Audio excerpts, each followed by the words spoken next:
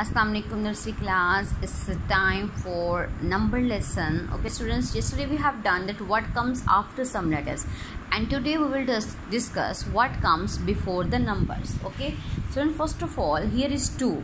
If I will ask what comes before 1, before 2, so you will tell me 1. Okay, 1. So 2 comes before 3, 3 comes before 4, 5 comes before 6. Okay, same like this. If I will ask what comes before 12, 11. Okay, what comes before 10, 9. Means you have to see the previous number. Okay, the previous number. What comes before 14, 13.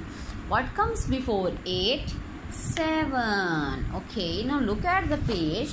What comes before means what comes before 6. See, 1, 2, 3, 4, 5, 6. It means before the previous number. So here is 5. It means 5 comes before 6. 10. What comes before 10? 9.